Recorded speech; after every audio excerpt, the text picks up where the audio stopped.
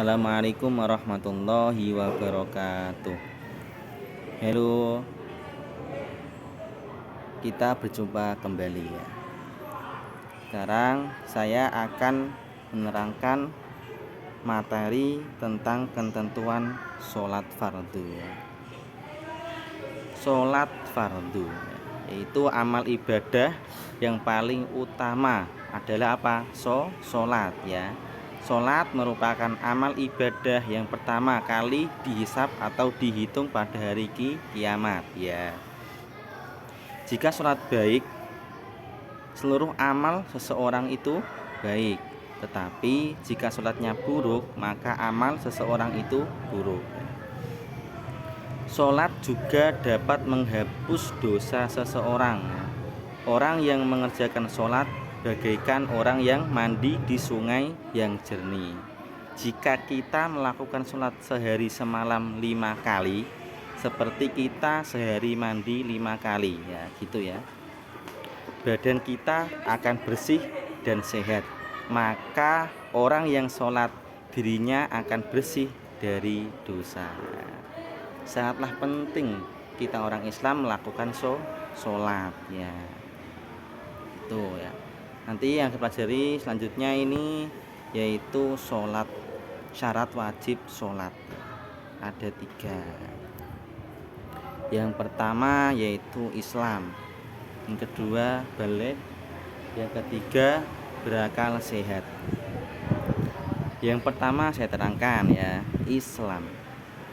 Syarat wajib sholat Islam, harus Islam ya. Karena apa? Karena yang melakukan ada orang Islam ya, beragama Islam. Orang Islam baik laki-laki maupun perempuan wajib mengerjakan sholat fardu ya, dalam sehari semalam. Sholat fardu ada berapa? Ada 5. Yang pertama apa? Zuhur, asar, maghrib, isya, dan subuh. Terus lanjut, yang kedua yaitu balik ya, balik atau sudah dewasa. Yaitu ketentuannya gini ya, untuk balik atau sudah dewasa. Yang pertama yaitu atau ketentuannya gini ya, orang yang sudah balik atau dewasa diwajibkan sholat wajib itu ya. Tanda-tanda balik seperti apa? Yang pertama, untuk laki-laki atau perempuan ya, berumur 15 tahun bagi anak laki-laki atau perempuan, atau juga keluar sperma setelah umur 9 tahun bagi anak laki-laki. Kalau untuk perempuan yaitu sudah haid setelah umur 9 tahun ya, itu untuk perempuan. Nah, namun demikian anak-anak harus berlatih ya, melaksanakan sholat sejak umur 7 tahun ya, untuk diwajibkan ya bagi anak-anak, harus itu ya, untuk diajarkan. Kita harus mulai untuk sholat. Terus yang ketiga berakal sehat ya. Berakal sehat yaitu orang yang sehat akalnya ya, diwajibkan sholat ya. Untuk orang yang gila atau hilang akalnya seperti mabuk, pingsan, atau gila tidak diwajibkan sholat itu. Selanjutnya yaitu syarat sah sholat ya. Syarat sah sholat itu ada 5 ya. Yang pertama, suci dari hadas kecil dan hadas besar. Maksudnya gimana? Suci dari hadas kecil dilakukan dengan wudu atau tayamum. Bersuci dari hadas besar dilakukan dengan amal mandi atau tayamum ya. Terus yang kedua, suci badan, pakaian, dan tempat sholat dari najis ya. Semua itu harus bersih ya dari najis ya. Badan dan pakaian yang dipakai sholat harus suci dari najis. Tempat untuk sholat juga harus suci dari najis ya. Terus yang C, lanjutnya menutup aurat ya, dengan pakaian yang suci juga ya, Kalau menutup aurat tapi baju yang dipakai tidak suci, ya percuma ya. Ini ketentuan untuk aurat laki-laki, yaitu menutup bagian tubuh antara lutut sampai pusar ya. Terus bagi perempuan apa? Nah, ini bagi perempuan yaitu menutup seluruh tubuh kecuali muka dan kedua telapak tangan ya. Terus yang D yaitu mengetahui masuknya waktu sholat ya. Harus tahu ya, jangan kelewat ya, harus tepat ya. Lebih baik kita lebih utama itu pada awal waktu ya. Ya, ini waktu untuk waktu zuhur seperti apa, waktu asar atau isya ya, saya terangkan. Dengarkan dengan seksama ya. Waktu-waktu sholat ya.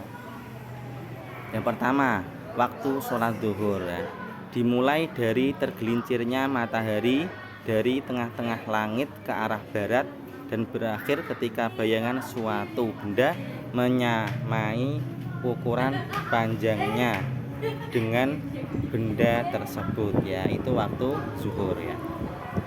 Terus yang kedua yaitu waktu sholat asar ya, dimulai ketika bayangan dari suatu benda melebihi ukuran panjang dari benda tersebut dan berakhir ketika matahari terbenam ya, itu waktu asar ya. Selanjutnya yaitu ketiga, waktu sholat maghrib, berawal ketika matahari terbenam dan berakhir dengan hilangnya sinar merah yang muncul setelah matahari terbenam. Yang keempat yaitu waktu sholat isya ya, diawali dengan hilangnya sinar merah yang muncul setelah maghrib setelah matahari terbenam dan berakhir dengan terbitnya fajar shodiq. Yang dimaksud dengan fajar shodiq apa? Nah, ini maksud dari fajar shodiq yaitu sinar yang membentang dari arah timur membentuk garis horizontal dari selatan ke utara, itu loh garis merah ya, setelah maghrib itu ya. Terus yang kelima yaitu waktu sholat subuh ya, waktunya dimulai dari timbulnya fajar shodiq ya tadi ya, di sinar yang membentang dari arah timur membentuk garis horizontal dari selatan ke utara tadi ya, dan berakhir dengan terbitnya matahari, itu waktu sholat subuh ya. Terus lanjut ya, sekarang lanjut yaitu rukun sholat. Rukun sholat ya, pasti tahu ya rukun sholat ya. Ini rukun sholat itu ada 13 ya pasti. Yang pertama yaitu niat, terus yang kedua berdiri bagi yang mampu, yang tiga takbiratul ihram, yang D membaca surat al-fatihah, yang E rukuk dengan tumuk ninah, F iktidal atau bangun dari rukuk dengan tumak ninah, yang G sujud 2 kali dengan tumak ninah, H duduk di antara 2 sujud dengan tumuk ninah, I duduk at-tahiyat atau tasyahud akhir, yang J membaca at-tahiyat atau tasyahud akhir, yang K membaca sholawat atau Nabi Muhammad, membaca sholawat atas Nabi Muhammad Sallallahu Alaihi Wasallam pada tahiyat akhir, yang L mengucapkan salam yang pertama dan M terakhir ya, yaitu 13, yaitu tertib atau berurutan ya, harus urut ya. Jelaskan ya di sini apa sih itu niat ya, gitu ya pastinya. Niat yaitu menyengaja mengerjakan sholat karena Allah ya, bersamaan dengan takbiratul ihram seperti gini, Allahu Akbar. Hati itu dengan niat ya, disamakan dengan niat, harus bersamaan. Allah niat dalam hati ya, khusyuk ya, niat ada di dalam hati ya, agar hati lebih khusyuk dan teringat pada Allah ya. Terus yang kedua yaitu B berdiri bagi yang mampu ya. Bagi yang tidak mampu berdiri boleh sholat dengan duduk atau berbaring ya. Terus lanjut, yaitu takbiratul ihram, yaitu mengucapkan Allahu Akbar di awal sholat sambil mengangkat tangan. Jadi Allahu Akbar gitu ya. Terus yang D, membaca surat Al-Fatihah. Hukumnya apa membaca Al-Fatihah? Wajib ya dalam sholat ya, dibaca pada setiap rakaat ya. Selanjutnya yaitu ruko dengan tumuk nina. Apa sih itu tumuk nina? Pastinya bertanya lagi ya. Tumuk nina yaitu tenang, kira-kira cukup untuk membaca subhanallah. Contoh Allahu Akbar, ruko ya. Terus dia membaca apa? Doa ruko itu, terus diam sejenak, kira-kira itu membaca subhanallah udah cukup. Subhanallah itu ya. Terus udah i'tidal ya. Lanjutnya yaitu i'tidal atau bangun dari rukuk dengan tumuk nina tadi ya. Terus sujud 2 kali dengan tumuk nina. Lanjutnya terus yang H, duduk di antara 2 sujud dengan tumuk nina tadi ya. Harus tumuk nina itu ya. Duduk. Lanjutnya duduk atahiyat atau tasyahud akhir ya. Pada duduk pada tasyahud akhir disunahkan dengan duduk tawaruk ya.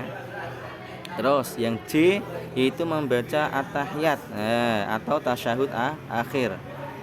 Yang K membaca sholawat atas Nabi Sallallahu Alaihi Wasallam. Sholawat ya, pasti at-tahiyatul mubarakatus itu ada sampai akhir itu ada sholawatnya ya. Terus yang I mengucapkan salam pertama, itu rukunnya ya, rukun Assalamualaikum warahmatullahi ya.